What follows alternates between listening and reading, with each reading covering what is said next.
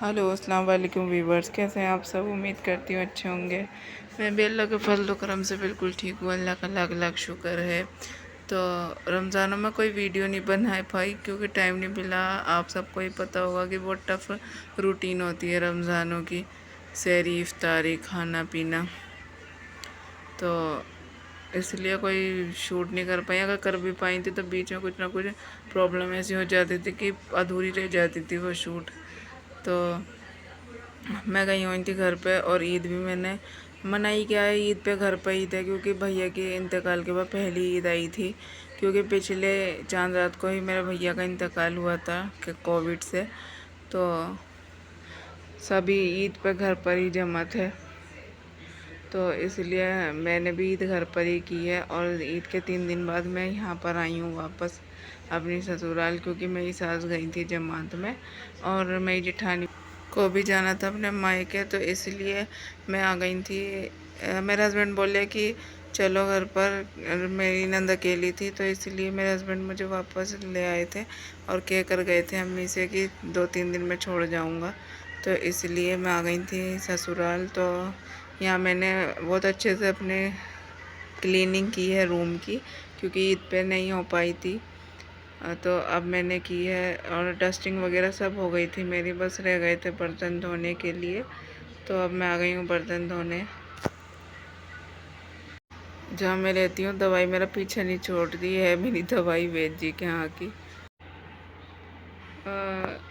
भाई पुरसा देने के लिए सभी घर पर आ रहे थे, सभी घर पर जमा हो रहे थे, तो मैं भी वहीं पर थी।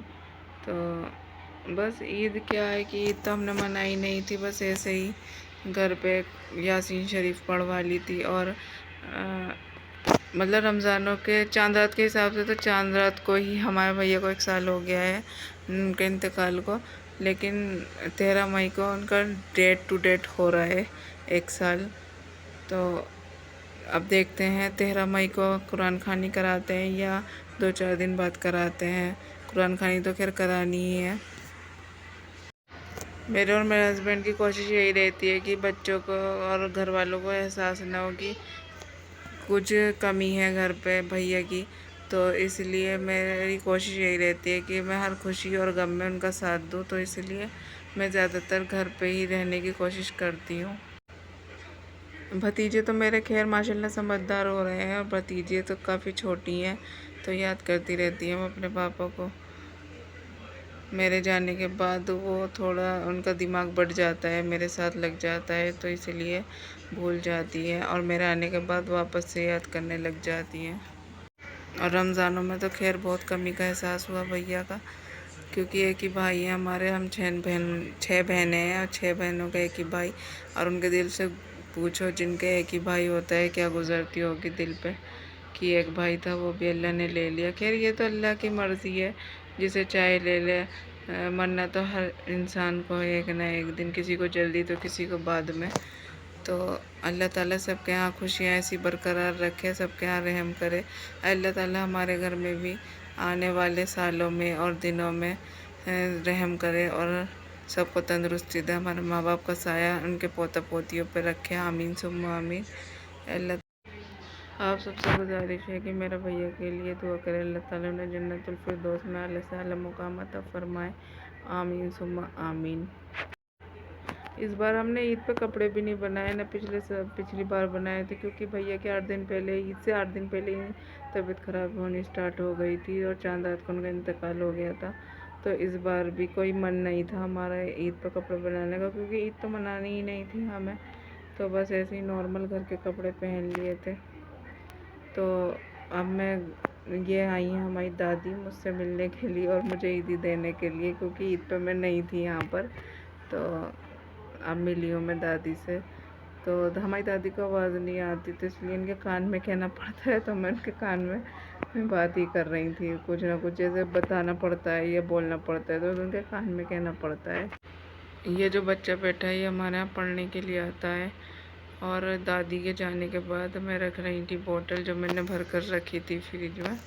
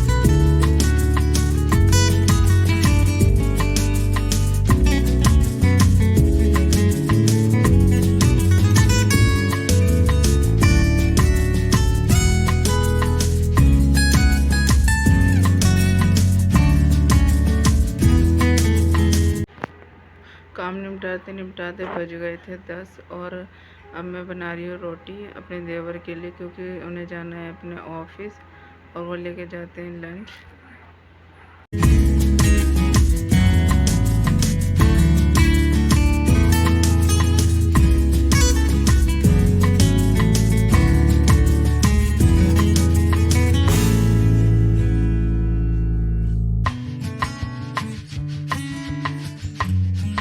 ये देखिए मेरा सारा काम निपट चुका है और रोटी भी मैंने बना ली है। अब मुझे करनी है प्रेस, क्योंकि बहुत सारे कपड़े पड़े हुए थे जो मैं इससे पहले धो कर गई थी, वो भी, और आकर भी धोए वो भी। तो अब करेंगे प्रेस का मैंने कोई शूट नहीं किया। और अब डायरेक्ट मिलती हूँ आपको अपने घर में मतलब अपने मायके के घर में, वहाँ का शूट आपको दिखाती हूँ मैंने क्या क्या किया वहाँ पर।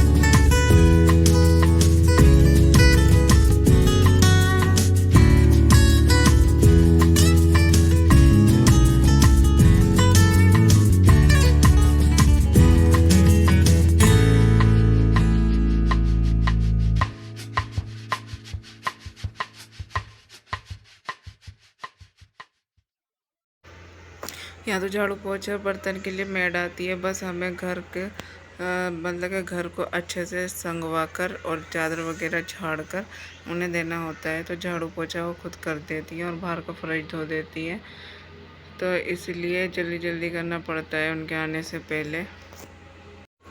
अब आ गई हूँ मैं दूसरे रूम में। ये रूम हमारे बड़े रूम के साथ अटैच है। तो पहले ये मेरा रूम हुआ करता था, तो सर्दियों में खैर मैं यहीं सोती हूँ आकर, उस रूम में अम्मी अब्बू सोते हैं। लेकिन गर्मियों में अम्मी, मैं और मेरा भतीजा वो टीवी वाले रूम में सोते हैं और बाहर अब्बू सोते हैं आंगन में। मेरे अब्बू ऐसी है, कूलर में नहीं लेटते, वो नॉर्मल पंखे की हवा में लेटते हैं। उन्हें पसंद नहीं है एसी और कूलर की हवा।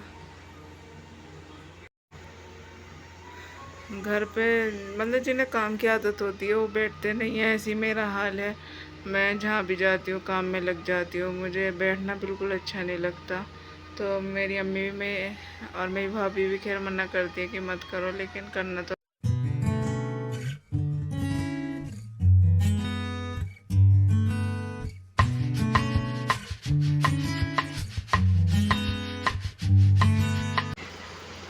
ये देखिए फाइनल लुक मैंने कर लिया है घर का क्लीनिंग। और मिलती हूँ इंशाल्लाह नई वीडियो के साथ। जब तक के लिए अल्लाह हाफिज़, और दुआओं में याद रखना। और प्लीज़ अगर वीडियो पसंद आए तो लाइक कर देना और चैनल को सब्सक्राइब कर देना और कमेंट करना ना भूलें।